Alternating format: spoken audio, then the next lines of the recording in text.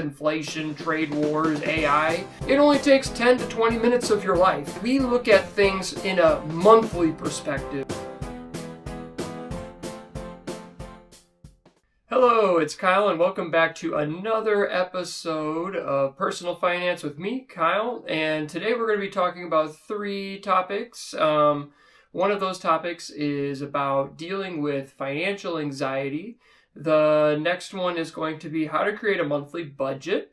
And then the last one is organizing bill due dates. So let's go ahead and start out with the financial anxiety segment first. So when we look at the news, we often see a lot of uncertainty. If you look at the future predictions right now in the news and stuff, and the people that are talking about finances, it can feel very uncertain between artificial intelligence potentially replacing everyone's jobs to the tariff and trade wars that are going on all across the globe at this point, to even inflation that has been creeping up the last 4 or 5 years now.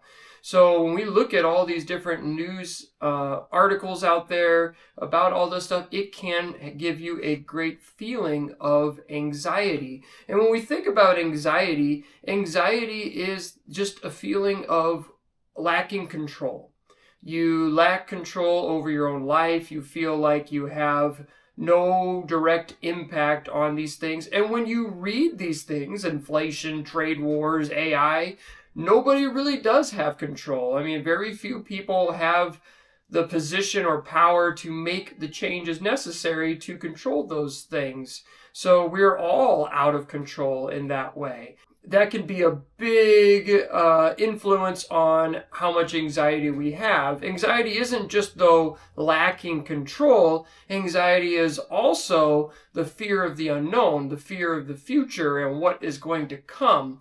And obviously we don't know what the future holds. Nobody truly does. And even if we did, we don't always really have back to that control. We don't have control over that future. So when we look at the world around us and all these big macro problems that are out there, we have to understand that we can only control the things that are within our own world. Control the controllables, as I would often say in the class. Control what you can control and leave the rest to, well, to chance, I guess you could say, or if you're a Christian, you're leaving it up to God, right? You leave the rest to God. Control what you can control. And that's what we're going to talk about in this segment. What are the things that we can control with our finances, even in these uncertain times? Because let's be honest, there have been uncertain times, unprecedented times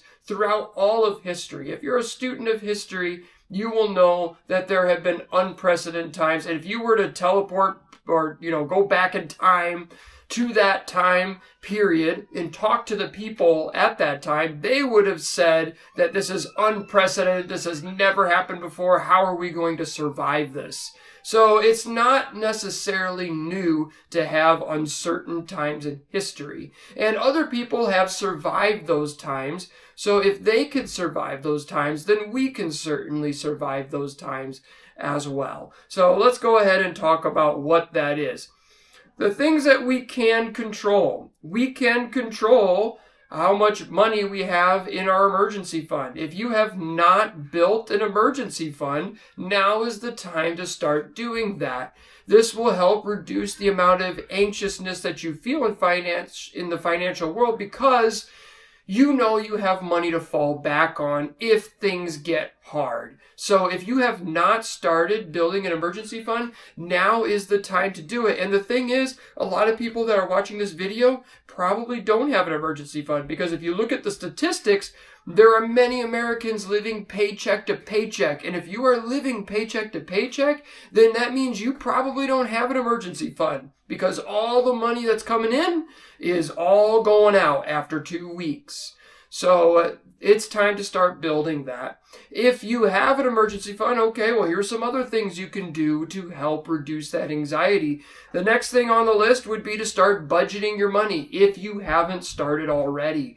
You can't control your money if you don't have a plan. You have to have a plan first before you can really control your money. And once you have a plan, then you have clarity. You start to understand where your money is going, where your money used to be going, and how you can cut down on certain categories and start sending your money into the things that you need in your life instead of just wasting it on things and not even realizing that you're wasting it. I mean, how many times do we go out to eat or go get a coffee or whatever throughout the month, all these little expenses that we don't give a second thought to, and then at the end of the month go back and look and say, wow, I've spent $200, $300, $400 on a bunch of little expenses that I thought were not important, and if I had just said no, I could have had an extra car payment's worth of money at the end of the month.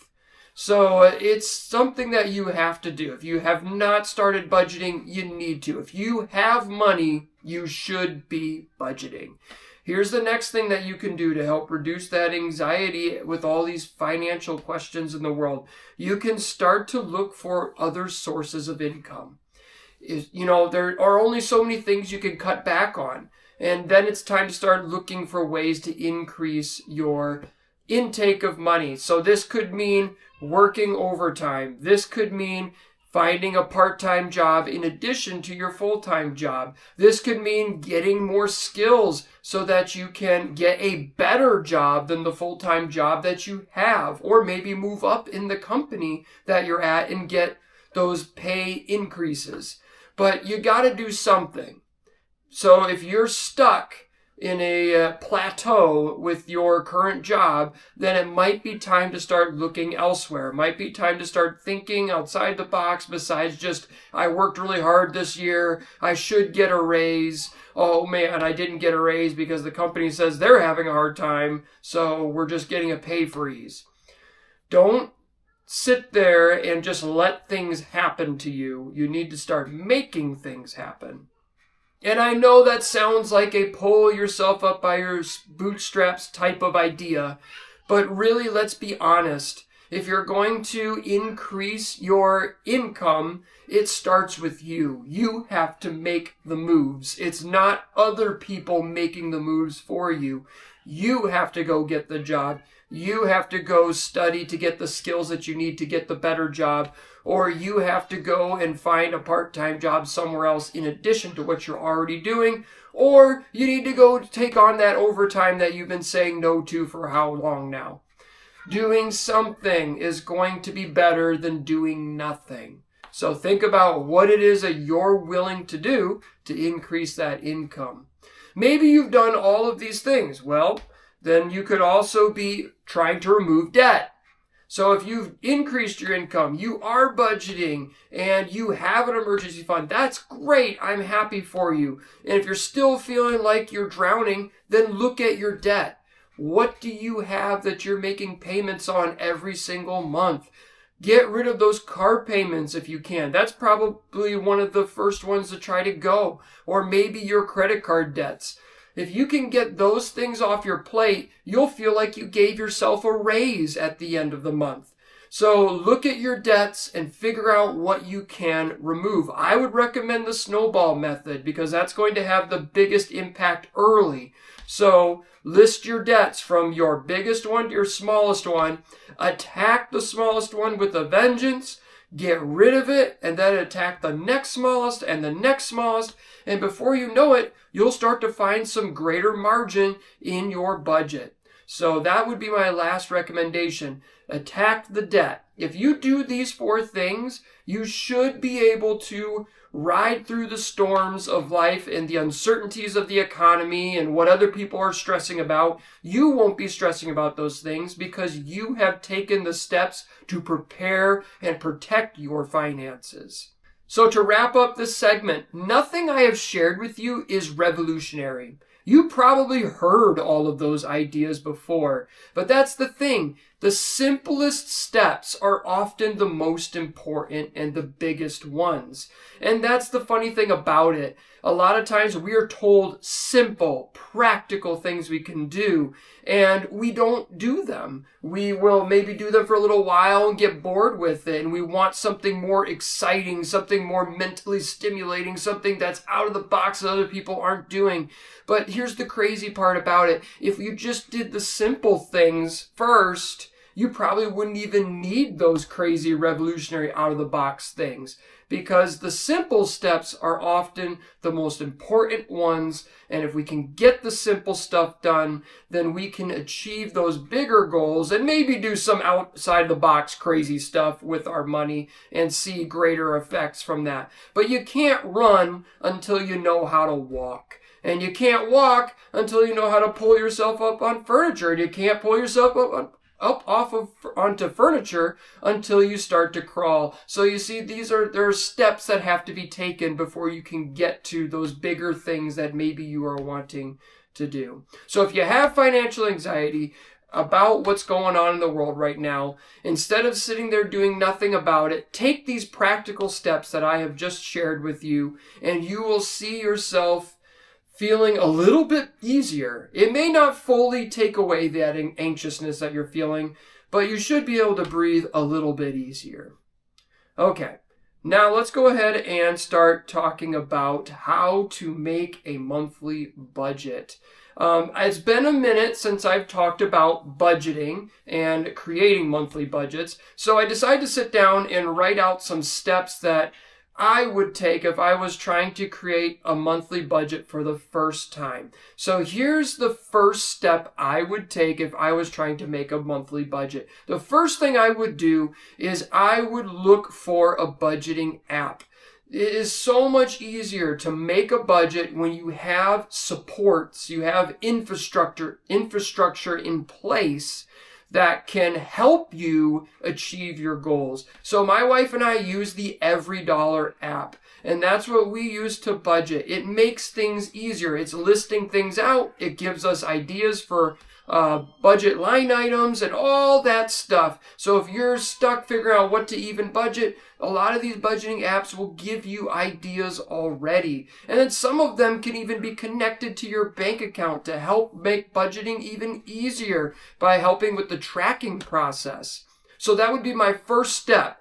Pick a budgeting app that you want to use and use it. Like I said, we use the EveryDollar app. You don't have to. It is free, but you don't have to use that. And even some banks have their own personal finance budgeting system within their own app. Like the bank we use, the bank I use, has a personal finance budgeting system already in the app with it. So I can, in theory, use that as my budgeting app instead of the EveryDollar app. But the reason why we use the EveryDollar app is because it keeps us both on the same page. We both can look at it and talk about it together. Whereas the banking app, sometimes it feels like we're separated and not really talking things through together. Okay. So once you pick your budgeting app that you want to use, let's look at step 2. The second step is to calculate your monthly income. So if you're paid bi-weekly like I am, then you're probably going to be listing off 2 paychecks every month, sometimes 3, because, at least every year is about 2 months that there are 3 paychecks because we have 26 paychecks in a year. If you are paid differently, like maybe you're paid commission, where your income is a little bit up and down and all around, then I would pick the leanest number that you have. So think about your highest highs and your lowest lows and you could pick an average, or you could pick a more conservative lean number and use that as your baseline income for the month. That way you're not thinking too rosy on how much money you're going to make that month and then overspend by the end of the month. So if you have like a commission type job, pick an income number that is more on the conservative side of what you would normally make in a month. Okay, so now that we've got the app, we've listed off our income, step 3 is to list out the consistent bills. What are those bills that you pay every single month and you know they're coming, you know what they are, you know the exact number, everything about them. So this could be a car payment, this could be a mortgage or rent, this could potentially be your student loan debt or utilities, because sometimes our utilities are fairly consistent. So think of all those kinds of numbers, internet bill, phone bill, etc. You're going to list all of those off because those are your consistent expenses. You know they're coming every single month, and you know the number that is going to be there. After that is step 4. And step 4 is listing out your variable expenses, but they're also your critical ones, the ones that are needs, but they're not always going to be the same every single month. So this would be groceries. This would be clothing. This would be gas. Those types of things that you need in order to get to work, in order to survive, all that stuff. But you don't necessarily know the number every single month. And it can go up a little bit, it can go down a little bit. So you're going to list those out, and then you're going to go back and look at some of your previous months. I would use your bank account, right? If you have a banking app for your bank, then I would download that and check what your expenses have been for the last couple months and try to get a ballpark estimate for about how much you spend in groceries every month, about how much you spend in gas, etc., and list those out. It's probably not going to be perfect the first month. That's okay. We're just trying to get a functioning budget working right now. So give an estimate, a ballpark guess of what you think it's going to be using what you've spent in the past, and then we're going to go on to the next step. The next step is step 5. You're going to list out any remaining expenses that you might have that did not get covered in the variable needs category or the consistent bill spot. So these are any expenses that didn't get mentioned. These are often our wants. These could be potentially subscriptions. These things could potentially be your fund money for restaurants and video games or board games or whatever it is that you do, entertainments, all of these different things that are that are more just wants and could be cut out if they needed to be. So go ahead and list those off next. All right. After that is step 6. We've written down all of our line items of things that we plan to spend for the month. We've put down our ballpark estimates, and we see what our income is. Now, a good budgeting app will tell you how much money you have left to budget, or if you are in the hole and you don't have enough money for what you plan on spending. So step 6 is evaluating the budget. Evaluate where you're at. Do you have extra money at the end of the month, or do you not have money at the end of the month? So if you're not having money, then you need to go back and start to make cuts. This is where you need to look at your wants first. Look at your wants and see what can be cut there. After looking there, I would look at the variable number next and see, okay, can I cut back a little bit on gas or maybe a little bit on groceries or what other needs that you might have? Where can I make some slight cuts that are not going to be too painful but can get me to the green again, where I'm not in the hole when it comes to my monthly budget? Now, I want to point out one thing that I have left out in this step guideline that I've gone through. You might be thinking, shouldn't I be paying myself first? Shouldn't I be putting money into a 401k, etc., and all these different things? The reason why I did not mention it first is because if you're watching this, you probably haven't been budgeting at all to begin with. So if you were to try to put down your savings number that you're going to do for a 401k or whatever, you don't even know what you're spending on gas or groceries or anything else. So why would we pick that number now when we don't even know how much money is going out every single month in all of your expenses? So the first thing to do is, like I said, list out all of those things and just see where you stand. how much money do you have left at the end of the month? Because if you're going crazy with your spending and you're in the hole or just breaking even, then you have no money to put into a 401k. What you need to do is then go back and look and say, okay, where am I wasting money? Where am I spending things that just really don't matter? And if I got rid of that stuff, then I could actually put money into retirement. So that's why I deliberately left that off and did not mention it early. Yes, I agree that you should pay yourself first. In fact, that's what I do. I spend every paycheck. A large chunk of my money goes to retirement. It doesn't even hit my bank account, right? It's pre-tax. I've got all that taken care of, so I'm not even worried about it. But there might be people out there that haven't been investing and putting money away for retirement and haven't been budgeting either. So I'm kind of just making this video more toward those people than I am toward the people who already are investing and all that stuff. So I agree with the sentiment, but we've got to think about the audience here. Okay. So if you've gone through the whole thing, you've evaluated your budget, you now know where you stand, and hopefully you're putting some money into a retirement account. Now you can start to look and say, wow, I'm spending a lot of money on debts. Maybe I need to start cutting back in other areas so I can take that money to pay off these debts faster. Or maybe you're saying, wow, I'm doing great financially as far as debts and all that kind of stuff goes. If I just make some personal habit changes, I can really accomplish some big goals like improving my house or buying a house or maybe completely getting out of debt or maybe starting a business or whatever big goals you have for yourself.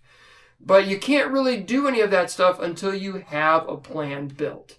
So if you haven't started budgeting, follow those 6 steps. It's really not as complicated as people make it out to be. And if you want to see my wife and I make a budget, we have tons of videos on that. I have a playlist for it, and I'll try to link it into this video so you can see it there. But we just it's called Budget With Us. And you can see it in the collaborations on my channel too. And we just walk through, make it a budget, just to show people that it's really not that hard. It's really not that scary. It only takes 10 to 20 minutes of your life to do it once a month. That's it. It's really not that hard. So if you haven't done it, go for it. Try it. Your first budget will probably take you a little bit longer, but after you get into the rhythm of it, it'll be very quick. Let's go ahead and move into our last segment for this video, and that is organizing bill due dates. So my wife and I have had comments on each of our videos talking about how we plan out our bill due dates, when we spend money for certain bills in certain areas, and all of that. And then I've also seen a lot of videos online talking about people, how they plan their paychecks and things like that. And I don't necessarily have a problem with planning out your paychecks, but for my wife and I, we look at things in a monthly perspective, not a 2-week perspective. I feel, and I could be wrong here, but I feel that if you're budgeting out paychecks, then you're kind of setting yourself up to live paycheck to paycheck.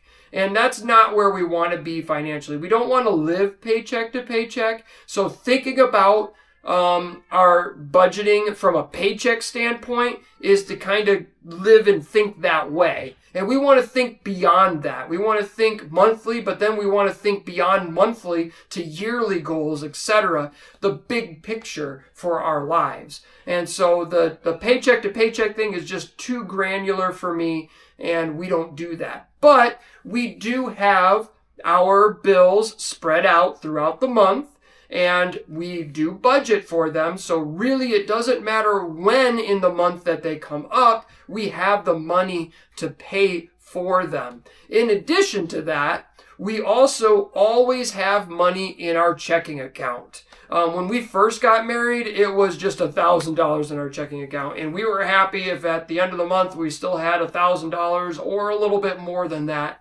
in our checking account. Now our checking account's a little bit bigger now. We don't We don't have just $1,000 anymore. We've let it grow over time. And so when we have different bills coming up, we're not thinking, oh, do we have money in the bank for it? We do have money in the bank for it. And we already budgeted ahead of time for it anyway, so we know the money is going to be there anyway, even if the paycheck doesn't hit the bank account right at the time that we're paying the bill. So I just wanted to let you know all that now before I go through this, because when you look at the due dates, you might look and say, wow, do you have enough money to spend for all that stuff? And the answer is yes, because we have a larger sum in our checking account because we're always saving a little bit of money every single month. All right, so let's look at the beginning of the month. What are we putting down as far as bills at the beginning of the month? So at the beginning of the month, what we do is we pay our mortgage. I always try to pay that at the first of the month. And then we also pay our student loan, which usually hits the third or the fourth of the month. And then tithes is usually also around the first of the month, somewhere around there. And then our internet bill is around the second or third of the month. So those are all of the consistent bills that are spent within that first week of the month, whatever month that we're in. Now, it is a lot of money. When you calculate it all up, it's over $1,000. And I know some of you are thinking, over $1,000, it should be way more than that. Our mortgage is $781 a month. So we have a smaller mortgage. But when you put all those together, it's over $1,000. Looking at the middle of the month is a little bit more lean. We don't have as many bills there. We have our gas and electricity, so the bulk of our utilities is at the 15th of the month. And then, of course, the 529s for our 2 kids, which is $60 a month, is also spent at the 15th of the month. So those are the 2 primary ones in the middle of the month. And then looking at the end of the month, we are spending our car insurance. So that can be from the 25th to the 30th. Our water bill is usually around the 27th to the 30th. Our trash bill, which is spent every 3 months in $75, is around the 25th to the 30th as well. And then any sort of subscriptions that we have, which is not very many, but the HBO Max one that we got for the yearly deal of $3 a month, that is at the end of the month as well. So when we calculate out the end of the month expenses, we're probably looking at around $500 or less, depending on how much water usage and that sort of thing.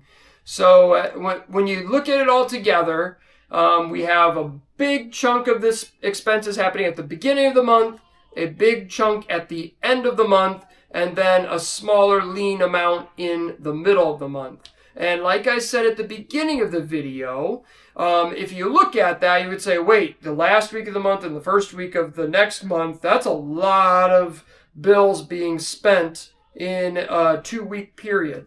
And that is correct. We are spending a lot in that 2-week period. But like I said, we've always got money in our checking. And oftentimes, we are just getting a new paycheck just as those end of bills are coming up. And then in that first week of the month, we aren't usually getting a paycheck from me, but we do get the money that is given to us from the church for the work that we do there. That happens right at the beginning of the month. So that more or less covers a big chunk of the first week expenses. And then within a few days to a week later, we're getting that next paycheck. So that kind of covers up the rest of the bills after that. So like I said, we don't think of things in terms of paycheck to paycheck. If we did, the bill due dates that I just listed to you don't really make a lot of sense. But we aren't looking at things from paycheck to paycheck. We're looking things as a whole month.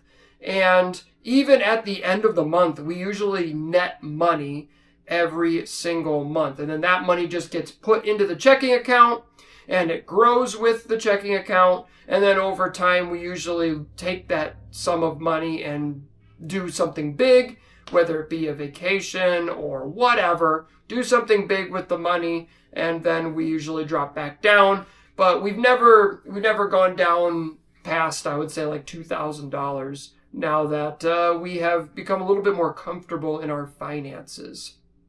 All right, I'm going to go ahead and stop there for today. If you've stuck around to the end, that is great. Thank you for doing that. If you haven't liked the video yet, or if you haven't shared your thoughts, go ahead and let me know down in the comments down below. And of course, if you haven't subscribed to the channel yet, that would be great too, so that we can get it out to more people. And as always, thank you for watching.